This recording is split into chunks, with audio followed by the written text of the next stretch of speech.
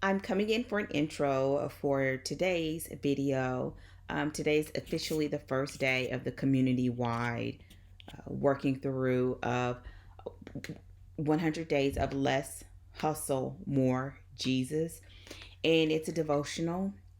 And what I did today in this tutorial slash DIY, because I was figuring it out as I went, yes, the glare, is that I took you along with me.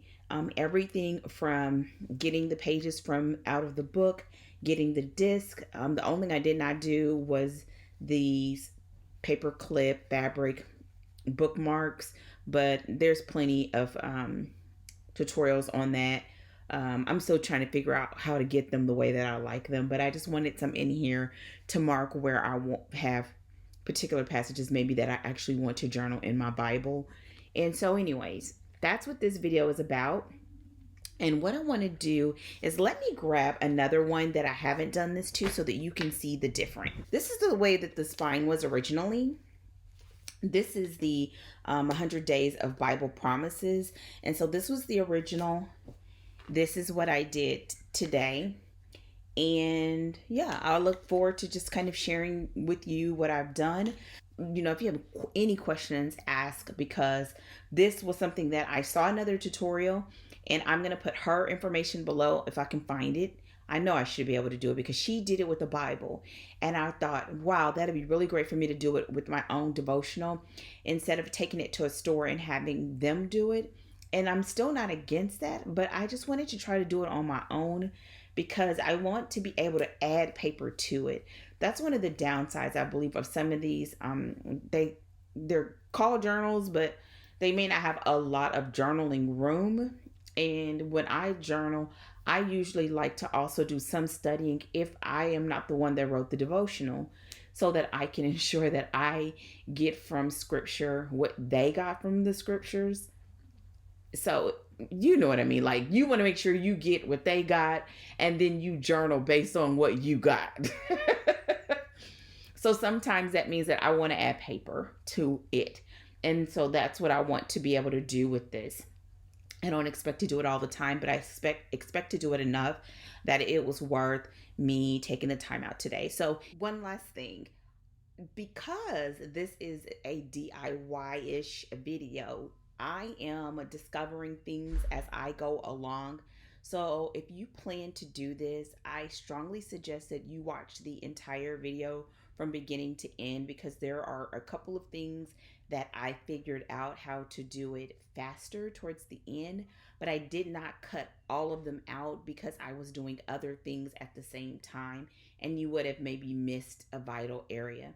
So just watch it beginning to end. Grab yourself some tea, some coffee. If you are a knitter or a crocheter, this is a great time for you to go grab your project. Here we go into this DIY / tutorial. These are not things that I do all the time. This was out of necessity. This is not my type of craft of choice. However, it was a lot of fun. And so, yeah, let me know if you have any questions, and let's go ahead and get to it because this baby's long enough. I'll talk to you soon. Take care, and don't forget to thumbs up and subscribe to my channel. Bye.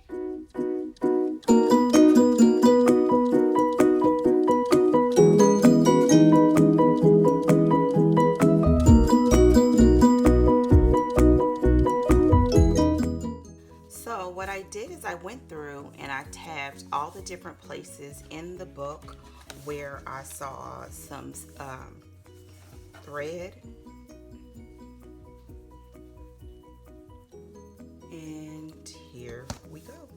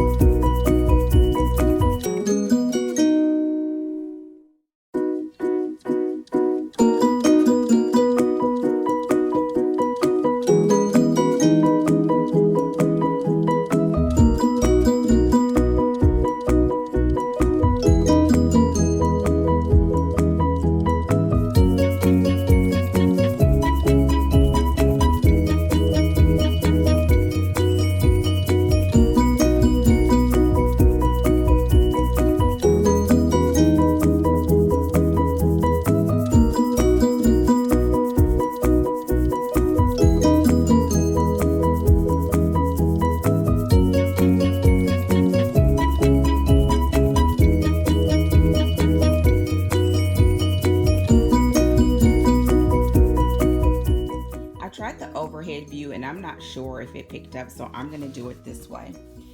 What I did when if I don't know if I have the clip, I went through and I marked all the places where there are seams or a little thread. You see the thread here? And what I did is I went all the way through the book and I made sure I got to the middle and I marked it as the middle, and to do that one first. And I did that one. I went through and the thread is actually fairly thin, and I'm using an X-Acto knife. I even tried some little cutters that I use when I'm quilting, but they're not small enough to get inside of this groove. So I'm just using the X-Acto knife and kind of running it along the thread until it cuts. And if need be, I use either my thread picker or also tweezers. And once I've done that, the pieces actually just pull right out. So what I'm going to do is I'm going to keep going and come back hopefully once it's all done.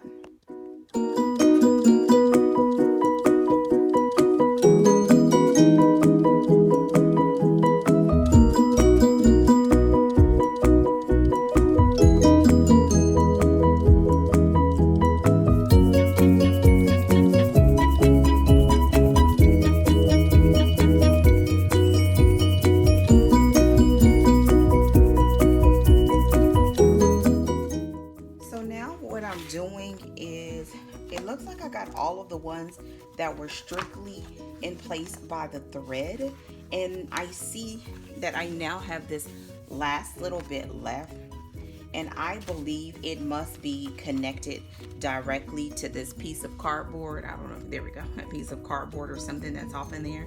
So now it's time for me to do a little bit of surgery. So I will keep going and we're gonna see how this turns out.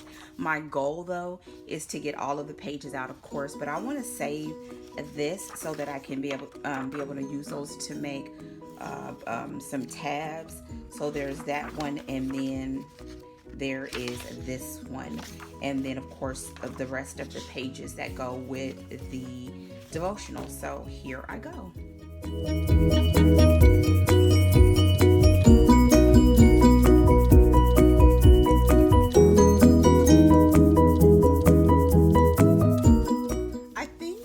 I got the cover off, and I'll pull these pages out to save these. But look at this. As a person who loves books, looking at the actual construction is pretty cool. So it appears that these are tied directly to this cardboard spine. So now I'm gonna actually cut. I think what I'm gonna do from here is go ahead and just cut them at this base with the box cutter. So we're gonna see how that goes. I'll be back.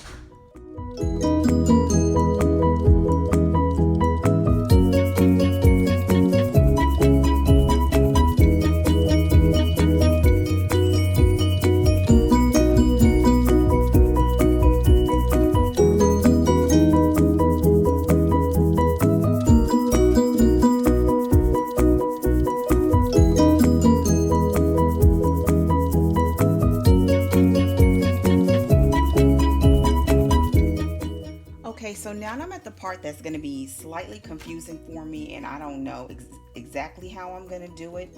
But what I realized after I was into the project is that these pages are not numbered, which is odd, but I guess they're not numbered because they have the days in this top right hand corner, but the opposite pages are not numbered. So what I think I'm going to do, what I'm trying to see if I can see some sort of distinguishing mark. And for the most part, like there was one page where it was yellow all the way across and I could tell. But like, for example, on this page, I was trying to see if maybe the verses were the same, but the verses are different. So what I'm gonna do is, for the pages that I have connected like this, see, and my thing is, this is really not actually true. See, because it could have been like this. And if it was like this, then that means this is 1. So I'm going to do this as 1.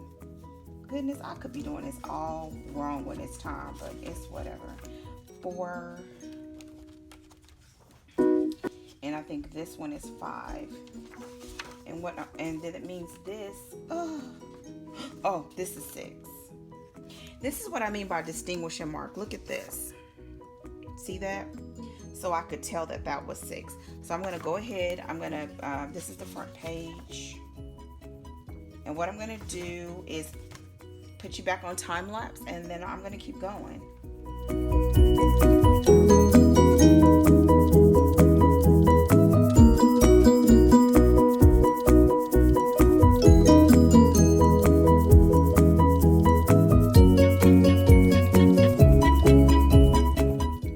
What I've done, I took all of these like little packets, which actually are pretty cool, and I put them as in order as much as possible.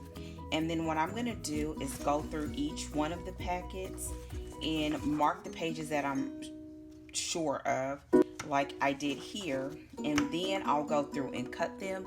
And then once I have the pages that I'm not sure of, that will make them a lower number. But what I would definitely suggest to anybody deciding to do this based on this tutorial. Another thing that I did is up at the top, you'll see here, is that I put a mark with one of the tab things that I was using to mark where I want the ends of my pages to go, so that when I cut them, that they will all be the same size. Of course, you're gonna have some that may be a little bit off because I'm doing them by stacks, which is why I decided to pull this out. I can move this over, and I probably will in a little bit once I get everything organized. But for now, I'm gonna keep on going.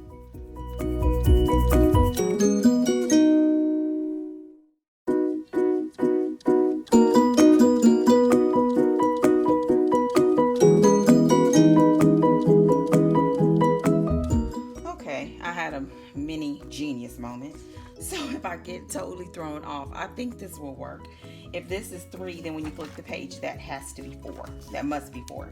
So I think now I will be on a roll. So if this is 4 and you turn the page, this must be 5. So now I can get back to rolling again. Yay!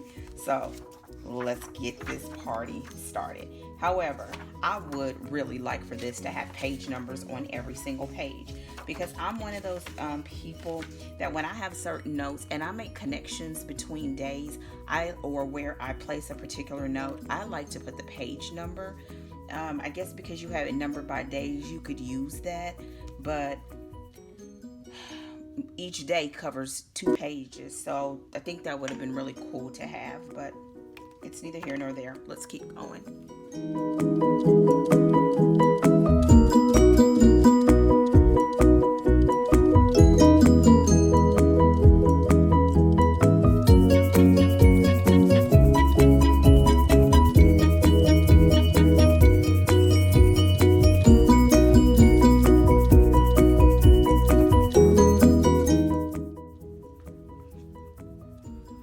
Okay, so what I've done is I got all of the pages in order, and I realized I didn't turn the camera back on.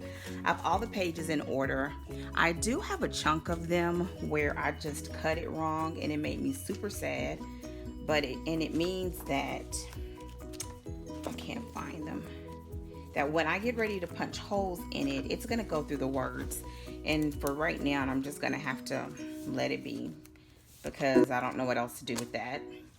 And the cover, front cover, I don't have it right now. What I did is I punched holes in it using my hole puncher here, and I took the front cover and the back cover, which I just cut off the spine using the cutter, and I aligned the sheet on here as best as I could because it's bigger, and I want it bigger so that I'll be able to put tabs in it.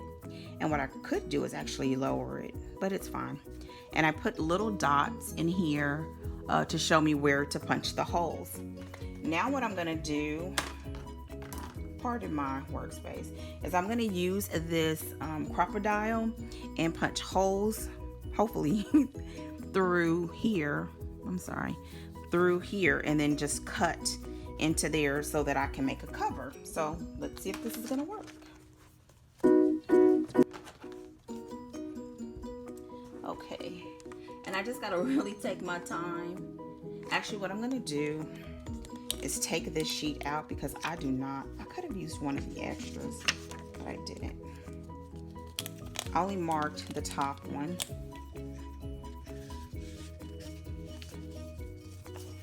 I don't want to go through that twice on accident.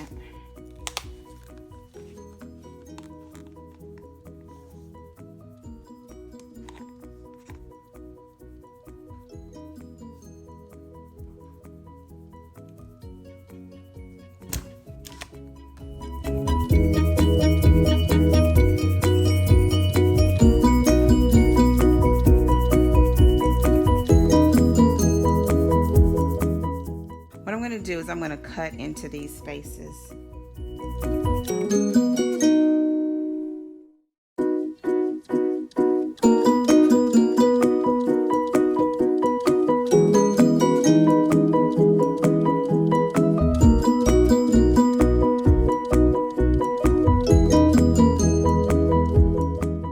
So now that I have it cut through, it's time to test and see if it's going to work. This is a pack of the Arc 1.5 inch discs. These I purchased a while ago at Staples. They also have them available on Amazon. And if I wanted to, I actually could cut into the hole a little bit more, but I think doing one is good.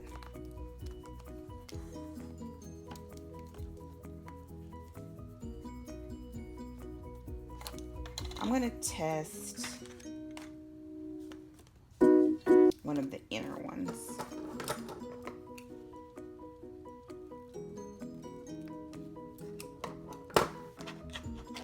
What I did is I cut it a little bit more. Oh, that's better. Oh, that's perfect. Oh, and it can spin. Okay, so let's go ahead and do that on all of them.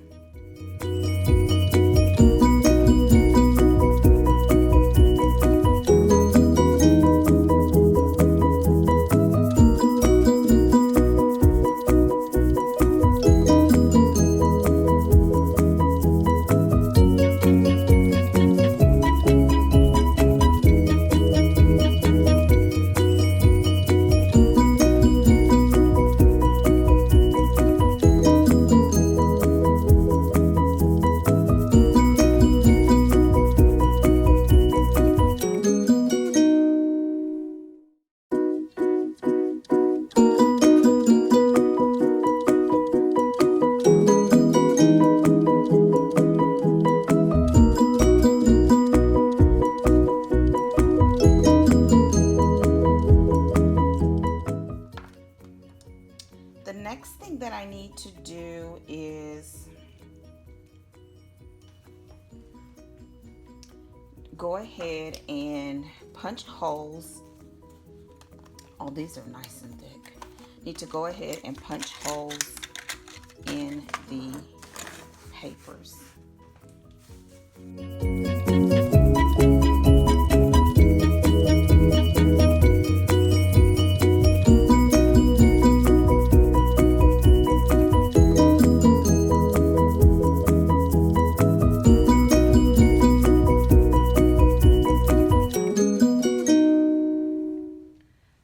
So what I'm punching holes with is this Arc hole puncher, and it is the hole puncher that goes with the disc. And here's the way that those hole punches look. And yeah, so what I'm gonna do now that I have this done is I'm going to start assembling it. The good thing, everything that I'm using I already had, and that was one of the reasons why I wanted to do it. these are still the tabs that I used from marking where the threads were.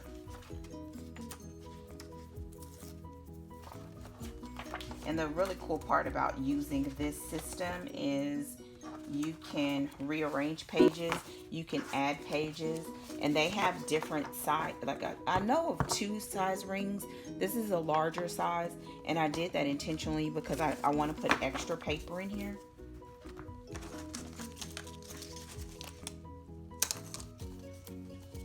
And so now I'm going to put a few pages in and assemble this.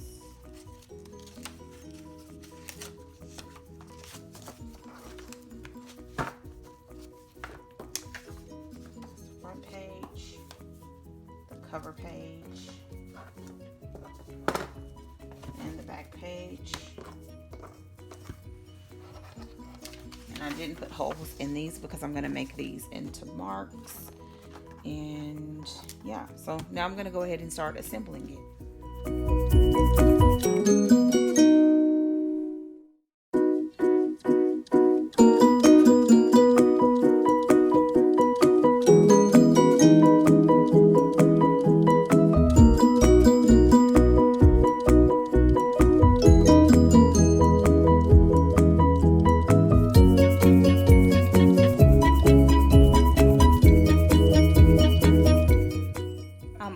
Finished, and so on here what I'm going to do is put the last few pages in the book.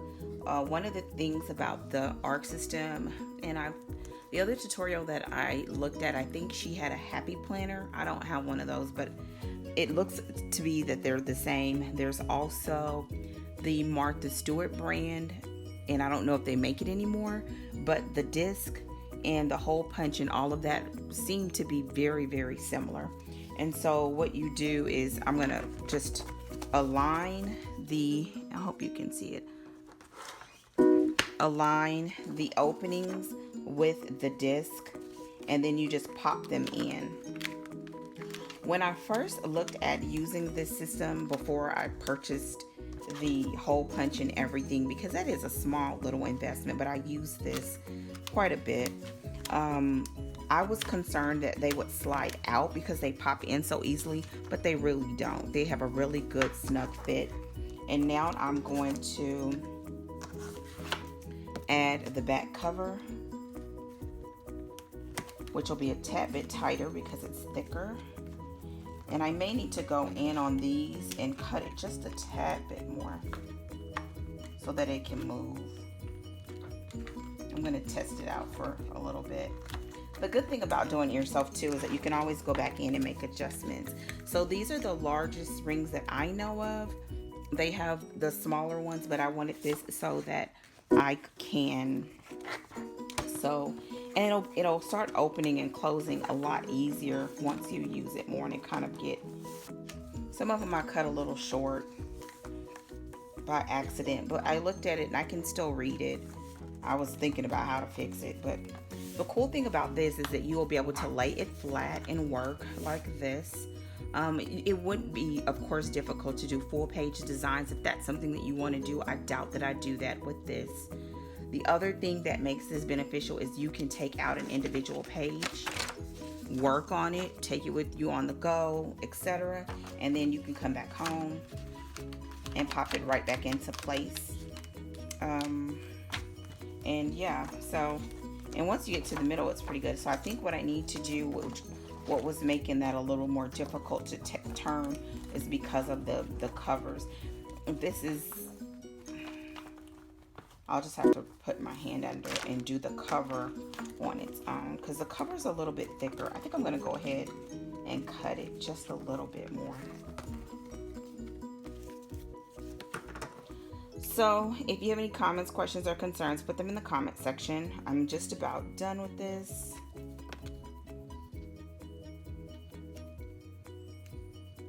Also, the inside of it, because of being torn from the binding, is a little bit thinner on this side and a little bit, in my opinion, weaker because it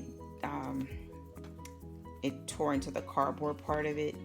but it's not as thin as paper. So I could always, if need be, go back in and reinforce it, like with some tape, and then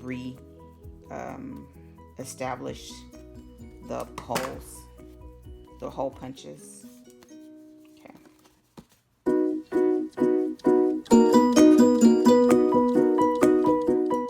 And there is so just a little bit of glue feels like on there.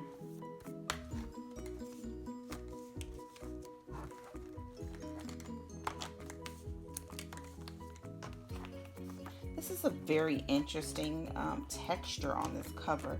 It's almost not necessarily a gloss, but almost like a soft, like something. Not sure. So there you go. Here is my devotion set on discs. I look forward to bringing back more videos. If you have any comments, questions, or concerns, place them in the comment section. And I will hopefully see you all sooner than later. Take care and goodbye.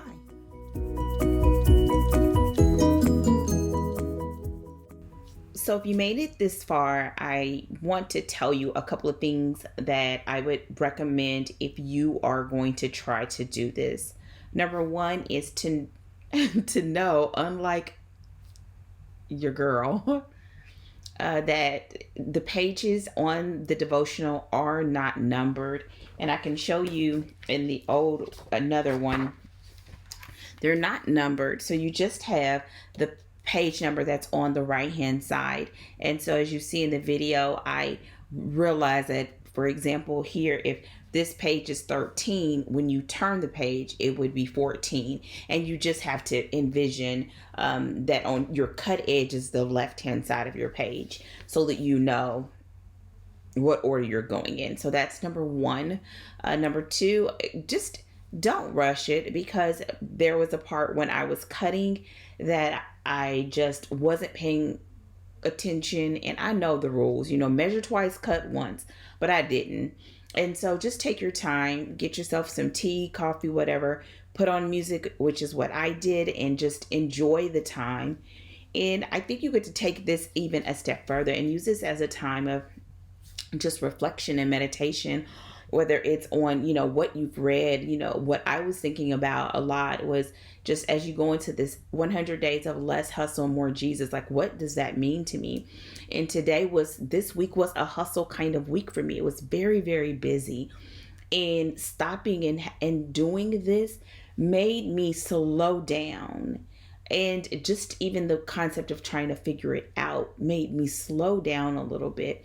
And so I was able to reflect on just the things and the peace that God gave me this week, the joy that he gave me this week, the things I'm asking in him and in expectation for this next 100 days, and just enjoying that time. And I encourage you to do the same. Another thing I would definitely say is to gather all of your supplies. I think the ones that I ended up using the most towards the end are the box cutter, which helped a lot with getting the cover off. Also marking the pages where the string was visible, as in that was a place where it was joined. That helped, because since I did that ahead of time, I did that while I was watching TV one night. So, or I think I was watching TV or listening to a podcast, something. So I was able to just mark it so that when I actually started doing it, it did not take that much time. But I had all of my supplies pretty much assembled on a work table, and that will just help it to go a little bit faster. And I think in the end, this is not meant to be about perfection. If you want it to be perfect, then maybe you should leave it the way that it is. I think every time we have those imperfections, we are really just having our own flair and our own character to what we're doing. And you will remember, like I will, slow down, Dana. So I was talking to myself the entire time. I think that is all. Thank you so much if you've watched to this point. I appreciate you, and I will be back hopefully sooner than later. Take care and goodbye. For probably the third time in this video, right? Bye.